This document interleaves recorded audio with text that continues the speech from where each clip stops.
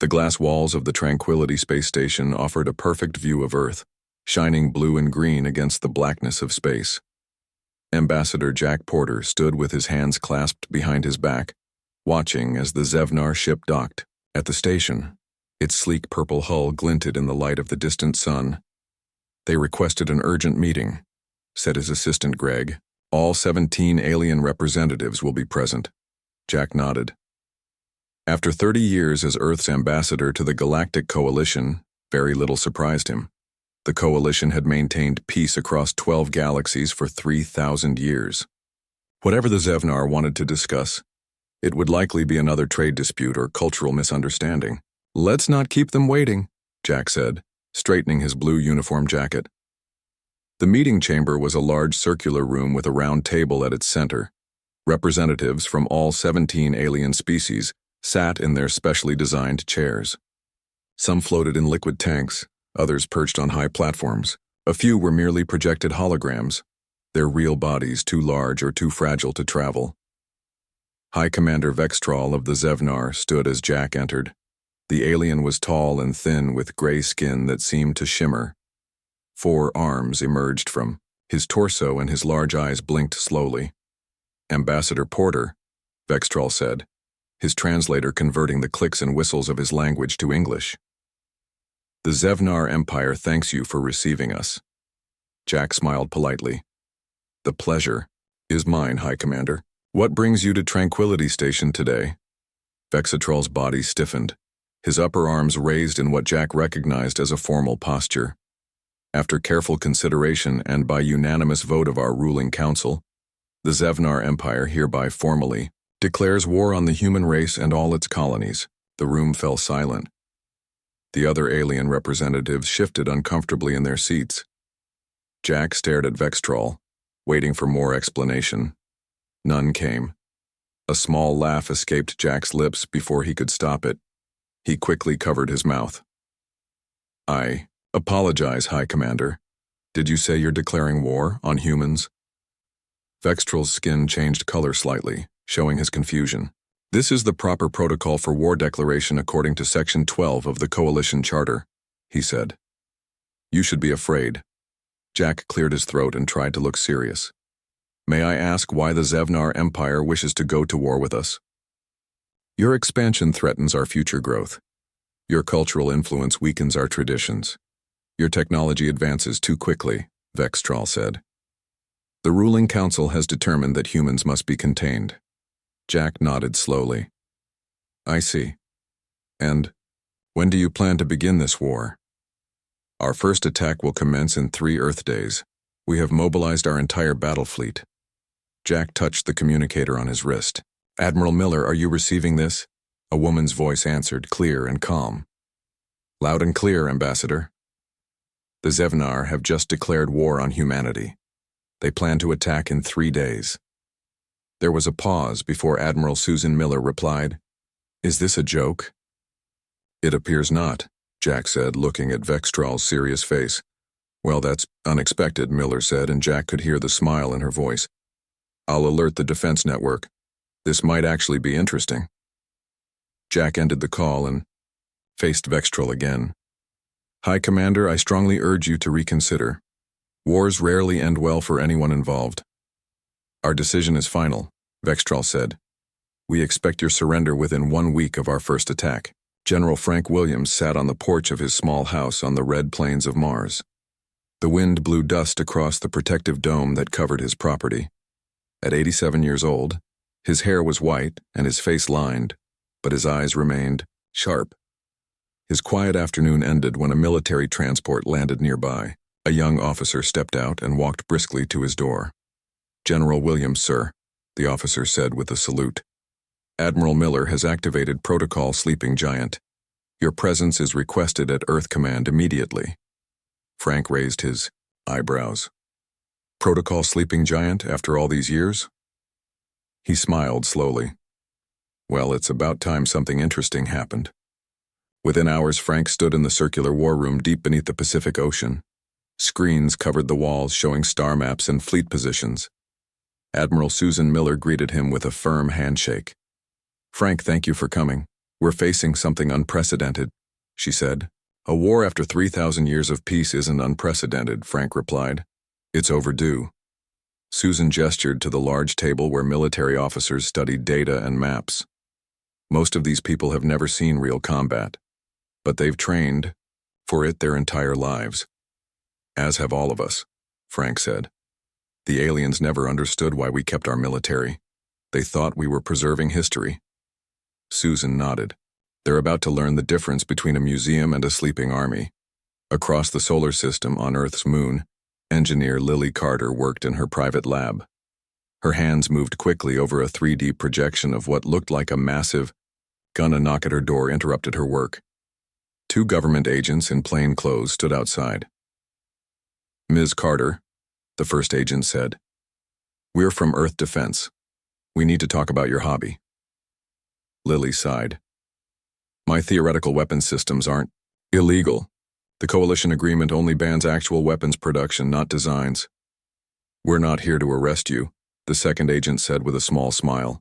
"We're here to build your designs." Lily's eyes widened. "All of them?" "Starting with the T-37, orbital defense platform, the one you designed to look like a communication satellite." Lily laughed. "That's my least lethal design. We know. We'll get to the others soon." Meanwhile, in a Zevnar scout ship, intelligence officer Kazvin watched recordings of human entertainment. He reported to High Commander Vextral via secure channel. "Sir, their video games contain detailed combat simulations. Their movies show advanced warfare scenarios. Their sports are competitive physical training." Vextral's image flickered on the screen. "Are you suggesting their entertainment is actually military training?" "I believe so, sir. And there's more. Their museums of military history are fully functional. Their historical reenactment societies practice ancient combat skills regularly. Even their children play war games with surprising tactical complexity." Vextral's forearms moved in a pattern of concern. "How did we miss this? We thought they had evolved beyond warfare." "They never did," Kazvin said. "They just turned it into a cultural pastime. While we dismantled our weapons, they kept designing better ones. While we forgot how to fight, they kept practicing." Back on Earth, Frank Williams addressed the gathered military command. "For 3,000 years, the Galactic Coalition believed we maintained our military traditions out of respect for our history. They saw our war games as quaint cultural practices. They watched our combat sports and thought them harmless competitions." He pointed to a map of human space. "Every colony has a defense system. Every citizen has basic combat training. Every ship has weapons, even if they're disguised as mining equipment or research tools." Susan Miller stood beside him. "We never wanted war, but we always knew it might come again. That's the human way." Frank nodded. "The Zevnar think they're starting a war, but for humans, war never fully ended. We just put it on pause." On a screen above them, a countdown timer showed 2 days until the first Zevnar attack. No one in the room looked worried. Some even looked excited. As the Zevnar delegation left the chamber, the representatives from the other 16 species approached Jack with concerns and questions. Jack assured them that Earth had no quarrel with them. When the room finally emptied, Jack gazed out at the stars and shook his head. He pressed his communicator again. "Susan, are you still there?" "Yes, Jack, the Defense Council is assembling now." "They really have no idea what they're doing, do they?" Jack said quietly. "No," Susan replied. "They don't understand us at all. In 3,000 years of peace, they forgot something important." "What's that?" "Humans never stopped preparing for war. It's just what we do." Maya Russell checked her watch as alarms blared throughout Proxima Colony. The large red numbers on the main screen showed the countdown, 57 minutes until the Zevnar attack force arrived. As chief of colony security, she had prepared for this moment her entire career, though she never truly expected it to come. "All civilians to shelter areas," she announced over the colony-wide system. "This is not a drill." To her surprise, many colonists weren't rushing to the underground shelters. Instead, small groups gathered on viewing platforms setting up recording devices. One young man, Peter Gonzalez, had even brought snacks. What are you doing? Maya asked, approaching him. This is a real attack. You need to get to safety. Peter grinned and offered her a chip. I know it's real, that's why I'm recording it. This is going to be the biggest event in 3,000 years. No way I'm missing it. Maya shook her head. You could die. With all those defense systems you've been secretly installing for years? I doubt it. Peter pointed to the large guns emerging from what had appeared to be ordinary buildings. Besides, I've played enough war sims to know those Zevnar ships aren't designed for atmospheric combat. They're in for a surprise. Maya couldn't argue with his assessment. She tapped her communicator. Status report on defense grid? All systems online, came the reply. Auto-targeting ready. Drone swarm deployed. In orbit above Proxima Centauri. The Zevnar attack fleet emerged from light speed. 20 warships, each carrying thousands of soldiers, moved toward the human colony. Fleet Captain Zorvan studied the small settlement on his screen. Scans show minimal defenses, he told his crew. Begin landing sequence. Remember, we want to minimize damage to infrastructure. The goal is to show humans the cost of resistance, not to destroy them completely. Sir, his sensor officer called out. I'm detecting energy signatures consistent with weapons systems. Zorvan frowned. Impossible. This is a civilian colony. The first barrage from the planet's surface took out 2 Zevnar ships before they could raise shields. The remaining ships scattered, trying to regroup. Full defensive posture, Zorvan shouted. Launch fighters. On the surface, Maya watched the battle from her command center. The colony's defense grid was performing beyond expectations. Hundreds of small drones swarmed the Zevnar fighters, attaching themselves to the hulls and disabling systems. Peter stood at the large window of the observation deck, his recording device capturing everything. Other colonists cheered each time a Zevnar ship was hit. Someone had even started keeping score on a large board. Left quadrant, watch that cruiser, a middle-aged woman shouted, pointing at the sky. It's trying to flank the defense grid. Maya was amazed. The colonists weren't just watching, they were analyzing tactics. She grabbed her communicator. Defense control, redirect fire to the cruiser at coordinates 22743. The instruction was followed immediately. The Zevnar cruiser exploded in a ball of fire. In orbit, Captain Zorvan watched in horror as his fleet was decimated. Retreat, all ships, retreat immediately. Of the 20 ships that arrived, only 8 managed to escape. The rest lay in burning ruins on the planet's surface or in orbit. Maya walked through the colony center, where people celebrated as if they'd won a sports championship. Peter's recording was already being transmitted across human space, with millions watching. Did you see their formations? One colonist said to another. Textbook approach, no adaptation at all. Their shields couldn't handle our kinetic penetrators, another replied. It's like they never considered someone might throw rocks at them, really, really fast. Maya's communicator buzzed. It was Earth Command. Casualty report? Admiral Miller asked. High Commander Vextrol paced in the grand meeting chamber of the Galactic Coalition. Representatives from 15 alien species sat in silence watching him. The Zevnar attack on Proxima Colony had failed badly. 12 ships lost, thousands of soldiers dead, and humans were sharing videos of the battle as entertainment. You assured us the humans would surrender quickly, said the Morican representative, a short, furry creature with 6 eyes. Instead, they treated your attack like a game. Vextral's skin darkened with frustration. We don't understand them. Our studies showed they had evolved beyond warfare, just as all advanced species must. The doors opened and a human woman walked in. Elizabeth Daniels wore a simple blue suit and carried no weapons. Her gray hair was pulled back in a neat bun, and she smiled politely at the gathered aliens. I believe you've been discussing humans, she said. As Earth's chief anthropologist, I might be able to help explain a few things. Vextrol turned all 4 of his arms outward in a gesture of challenge. Your species makes no sense. You claim to value peace, yet you maintain weapons. You say you abhor violence, yet your entertainment is full of it. Elizabeth nodded. That's the paradox of humanity. May I show you something? She activated a small device. A 3D image appeared in the center of the room, showing Earth's history, wars, inventions, and cultural changes flashed by quickly. Most species, Elizabeth explained, evolved beyond warfare because conflict nearly destroyed them. The Morrican almost went extinct fighting over resources. The Trill had a nuclear war that poisoned their world for centuries. The aliens nodded in agreement. But humans, she continued, are different. We didn't evolve despite our violent tendencies. We evolved because of them. The image showed early humans hunting together, building settlements, creating tools. Competition drove us to innovate. Conflict pushed us to cooperate within our groups. The threat of war led to diplomacy.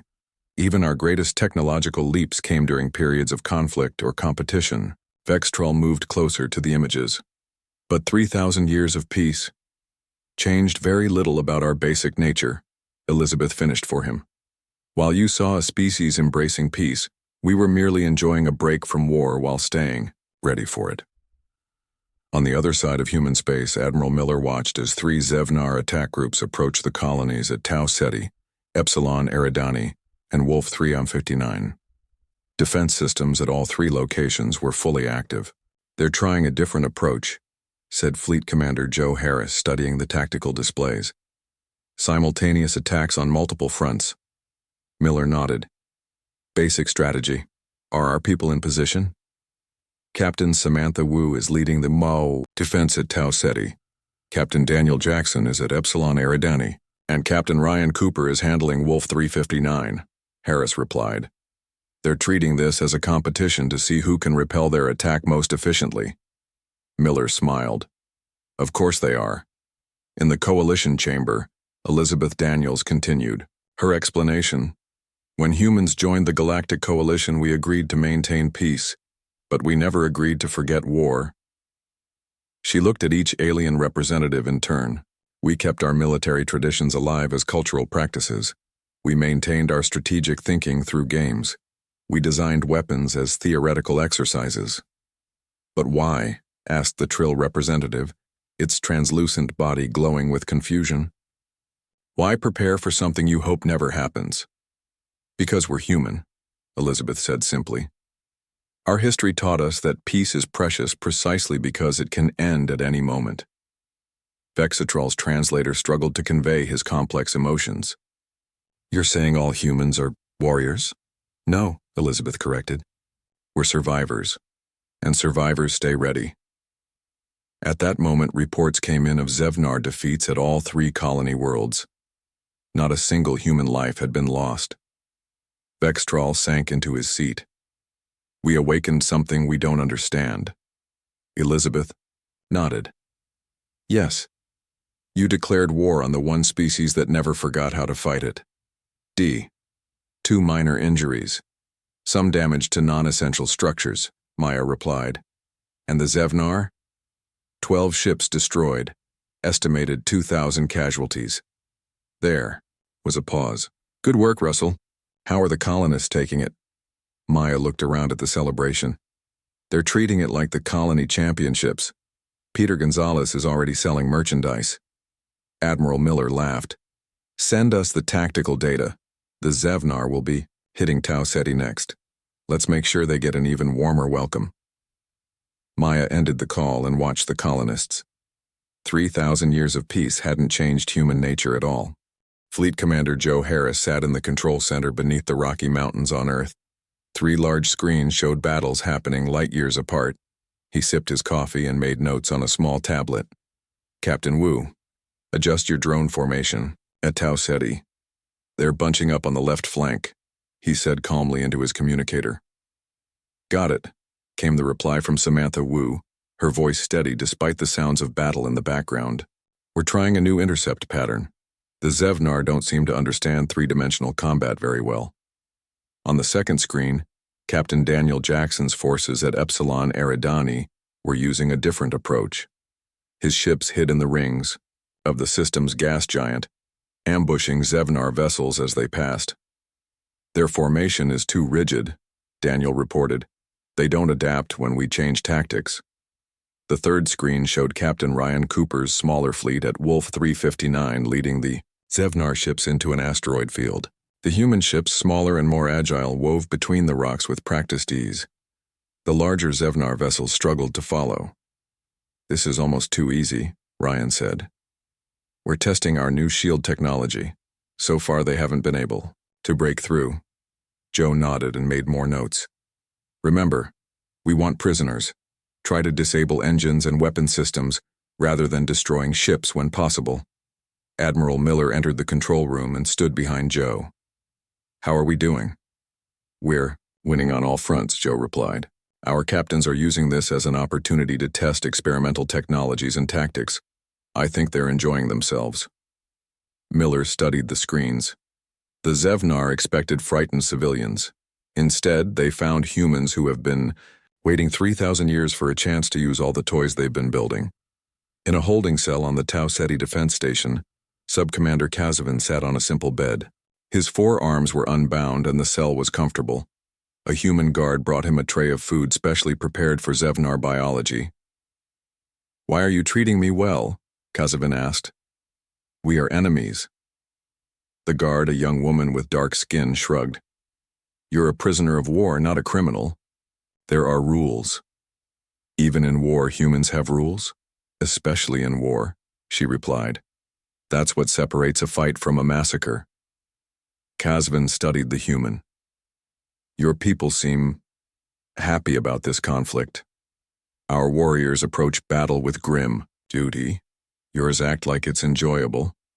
The guard considered this. "It's not that we enjoy killing, but there's something about testing yourself against a real opponent that simulations can't match. For 3,000 years we've only had practice. This is the championship game." In the Galactic Coalition chamber, Elizabeth Daniels continued, answering questions from confused alien representatives. "Your ships have weapons we've never seen before," said the Trill representative. "Technology that wasn't registered with the Coalition." Elizabeth nodded. "Classified as theoretical research under Coalition law. We built prototypes but never mass-produced them until now." Vextral's skin had turned a pale shade of gray. "You've been holding back. All this time in the Coalition, you've been hiding your true capabilities." "Not hiding," Elizabeth corrected, "just not flaunting them. Would you have been comfortable if humans had revealed the full extent of our military technology?" The aliens looked at each other uneasily. Back in the Earth Command Center, Joe Harris was receiving reports of another Zevnar defeat. All 3 battles had ended with human victories. "Casualties?" Admiral Miller asked. 7 human injuries, no deaths," Joe replied.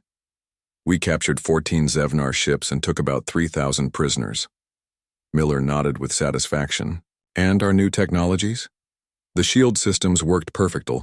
The red dust of Mars swirled around the massive dome of the Military History Museum. Inside, thousands of artifacts from Earth's long history of warfare stood on display. Ancient swords and spears, tanks and planes from the world wars, spacecraft from humanity's early ventures into space combat." Frank Williams walked through the quiet halls, running his hand along the glass case that held his old uniform. As the museum's chief historian, he had helped build this collection over decades. His communicator buzzed. "General Williams, Zevnar fleet incoming. Estimated time. To Mars orbit 40 minutes. Frank didn't rush. He walked calmly to the museum's control room, where staff members were already activating systems that had been hidden for centuries. "Begin evacuation of all non-essential personnel," he ordered, "and activate Protocol Legacy." Throughout the museum, displays began to change. Glass cases slid into the floor. Walls moved to reveal hidden rooms. What had appeared to be historical artifacts began to power up, lights blinking on ancient control panels. Frank smiled as a staff member handed him a small device. "I never thought I'd see the day when we'd need to use this place for its original purpose." Admiral Miller's face appeared on the main screen. "Frank, are you sure about this? We can send a fleet to protect the museum." "No need," Frank replied. "This building was never just a museum, it's the oldest military installation in human space. Everything here is functional." Miller nodded. "Very well. You have authorization for Operation History Lesson. In orbit around Earth?" A fleet of ships that had been disguised as civilian transports and research vessels revealed their true nature. Weapon systems emerged from hidden compartments. Engine outputs tripled as military-grade power systems came online. "Admiral," Miller addressed the commanders from her control center, "for 3,000 years we've maintained peace. We've honored our commitments to the Galactic Coalition. We've been good neighbors." The commanders nodded, watching her intently. "The Zevnar have mistaken our restraint for weakness. They've attacked our colonies. Now they target our heritage." Miller's voice hardened. "It's time to show them exactly what humanity is capable of when provoked." On the Zevnar flagship approaching Mars, High Commander Vextral watched the red planet grow larger on the view screen. "Our intelligence says this museum contains the cultural history of human warfare," he told his officers. "Destroying it will damage their morale and show them we are serious." A junior officer approached nervously. "Sir, we're detecting energy signatures from the planet's surface. They appear to be weapon systems." "Impossible," Vextral said. "It's a museum, not a military base." The first shots from Mars took his fleet by surprise. Ancient defensive systems, maintained in perfect working order for thousands of years, fired upon the Zevnar ships. From the museum's dome, what had appeared to be decorative spires revealed themselves as massive railguns. In space, the hidden human fleet engaged the Zevnar from behind. Captain Samantha Wu led the attack, her ships moving in patterns that confused the aliens' targeting systems. "Remember," she told her crew, "this isn't just about winning. It's about sending a message." On Mars, Frank Williams watched from the museum's control center as the battle unfolded. Some of the weapons being used were designs that predated the peace by centuries, yet they still functioned perfectly. "Humans never throw away a good weapon," he muttered to himself. In the Coalition chamber, Elizabeth Daniels received news of the attack on Mars. The alien representatives watched her with concern. "Your museum is under attack," the Morrican representative said. "We are sorry for this violation of cultural heritage." Elizabeth smiled slightly. "I wouldn't worry about the museum. I'd worry about the Zevnar." As if to confirm her words, reports began coming in of a massive human counteroffensive across all fronts. For the first time, humans weren't just defending. They were attacking Zevnar positions with overwhelming force. Admiral Miller called it Operation History Lesson, and human soldiers transmitted messages home alongside footage of their victories. "Having a great time, wish you were here." In his flagship, now heavily damaged and retreating from Mars, High Commander Vextral finally understood the truth. They hadn't awakened a sleeping giant. They had merely given a patient predator permission to hunt by. The drone swarms exceeded expectations. The stealth systems need some adjustment, but overall, everything performed well. Miller looked at the tactical display showing the location of the Zevnar homeworld. "They've tried attacking our colonies. They've tried simultaneous attacks on multiple fronts. What do you think they'll try next?" Joe studied the map. "If I were them, I'd target our cultural and historical sites. Try to break our morale." "That would be a mistake," Miller said quietly. "Humans can forgive a lot of things in war. Attacking our history isn't one of them." As if on cue, an alert flashed on the main screen. A Zevnar fleet was heading toward Mars, home of the largest military history museum in human space. High Commander Vextral stood at the window of his command center on the Zevnar homeworld. In the sky above, human ships hung like stars, surrounding the planet. Just 3 weeks after declaring war, the Zevnar faced total defeat. "They could destroy us completely," his advisor said quietly. "Their weapons are far beyond what we imagined." Vextral's skin had turned almost white with stress. "Then why haven't they attacked? They've been in position for 2 days." A message came through, on the main communication screen. Admiral Susan Miller and Ambassador Jack Porter requested a meeting on neutral ground. In the Coalition's neutral space station, Vextral waited with his remaining advisors. The doors slid open, and the human representatives entered without weapons or guards. "High Commander," Jack said with a polite nod. "Thank you for agreeing to meet." Vextral's translator conveyed his confusion. You have surrounded our homeworld. We expected destruction, not conversation. Susan Miller placed a small device on the table. It projected a map of Zevnar territory and all the human forces now positioned throughout it. We could destroy your civilization, she said simply, but that's not our goal. Jack stepped forward. We want to discuss terms for ending this conflict. Vextrel stared at the humans. Terms? What terms could there be besides our surrender? That's where humans differ from many species, Jack explained. We don't fight wars to exterminate our enemies. We fight to win, after which life continues. On Earth, engineer Lily Carter stood before a group of scientists, including several Zevnar prisoners who had been scientists back home. She revealed a large device covered by a cloth. For 20 years, my greatest project wasn't a weapon, she told them, pulling away the cloth. It was this. The device was a small generator surrounded by complex equipment. A shield system, she explained. One that could have protected both human and Zevnar ships and colonies.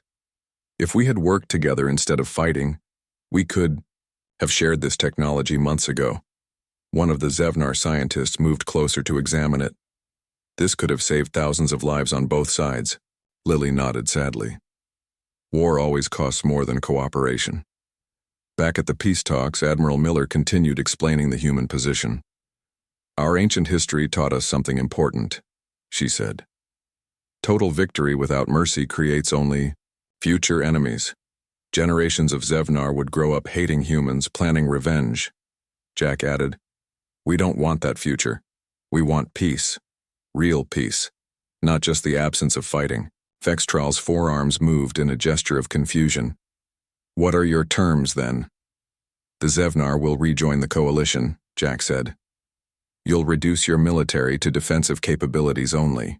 You'll accept human advisors to help restructure your approach to interspecies relations. And in return, we help rebuild what was destroyed, Susan replied. We share technology that benefits both our peoples.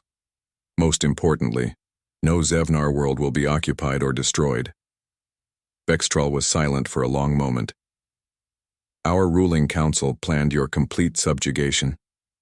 We would not have been so merciful. Had we won, Jack smiled slightly. That's why you lost. You fought to destroy. We fought to win. In the holding area on the Tau Ceti station, Sub-Commander Kazavin had spent weeks learning about humans. He had watched their entertainment, studied their history, and spoken with his guards daily. A human officer entered his room. 6 months after the war ended, the rebuilt Tranquility Station hosted representatives from all 18 species of the Galactic Coalition. The large meeting chamber had been redesigned with a circular table where everyone sat as equals. Ambassador Jack Porter welcomed the delegates with a smile. The Zevnar delegation was now led by Kazvin, who had been promoted after Vextral stepped down. Today marks a new chapter for our coalition, Jack said. For the first time in 3,000 years, we faced conflict and emerged stronger for it. The alien representatives nodded in agreement. The short war had changed how they viewed humans, and how they viewed themselves. After the formal meeting, Jack and Kazavin stood by the large windows overlooking Earth. They each held a glass of their preferred drink. Your people have adjusted well to the changes, Jack observed. Kazavin's skin shifted to a calm blue color. Many were relieved when the ruling council was replaced. Few wanted this war, but none dared question it. And what of the human advisors? Have they been helpful? Very, Kazvin replied. Our military now trains in adaptive tactics rather than rigid formations. Our diplomats study human negotiation methods. Some of our young people even play your video games to improve strategic thinking, Jack laughed. And we've learned from you as well. Your art and music have become popular on Earth. Across human space, changes were happening. On Mars, the Military History Museum had been reopened, now with honest displays about its dual purpose. Visitors could see how weapon systems had been disguised as exhibits. In academies across human colonies, alien observers now studied alongside human cadets. Admiral Miller had personally approved the new exchange program. We aren't teaching them to be warriors, she explained to a group of reporters. We're teaching them to understand warriors. There's a difference. On Earth, General Frank Williams walked through a park with Elizabeth Daniels. Despite his age, he moved with the energy of a much younger man. The coalition has given humanity a new role, Elizabeth said. Military advisors and peacekeepers. Frank nodded. The role we were always meant to have. We understand war better than any species because we never stop studying it. They paused to watch a group of children playing in the grass. Human kids ran alongside young aliens from 3 different species. They were playing an elaborate strategy game with rules they had created themselves. Look at them, Frank said softly. Human and alien children playing war games together.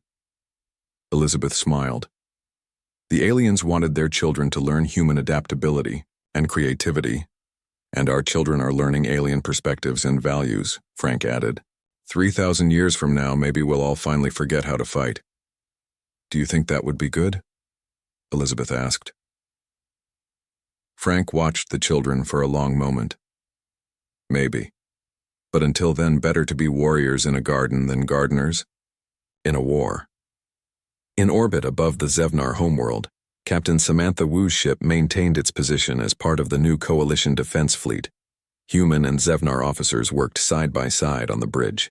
Captain, a young Zevnar officer called out, "We've detected an unknown vessel at the edge of the system." Samantha moved to the screen and studied the readings. Notify Coalition Command. Send standard greetings in all languages. Is it a threat? The officer asked. Unknown, Samantha replied calmly. But we're ready either way. Back on Tranquility Station, Jack and Casvin finished their drinks as they watched the Earth turn slowly below them. Your people are strange, Ambassador Porter, Casvin said. You prepare ceaselessly for war while working tirelessly for peace. Jack nodded. That's why we laughed when you declared war. Not because we thought it was funny, but because we were ready for it. And now? Now we're ready for peace again, Jack said. But we haven't forgotten how to fight. We never will. That's what makes us human. Kazavin's translator conveyed his understanding. And that's what makes you good guardians for us all. Usei, 2 representatives turned back to the window, watching the stars where thousands of worlds now lived in a peace made stronger by the memory of war. Sub-Commander, we've received word that peace talks have begun. If they succeed, prisoners will be returning home soon. Kazavin looked up from the book he was reading, a human military history text. I have learned much here. Humans prepare for war so they can better keep peace. The officer nodded. It's a paradox, but it works for us. My people thought peace meant forgetting how to fight, Kazavin said. You taught us that true peace comes from being ready for war, but choosing cooperation instead. That's the human way, the officer replied. We laugh when war comes not because we enjoy it, but because we're never surprised by it.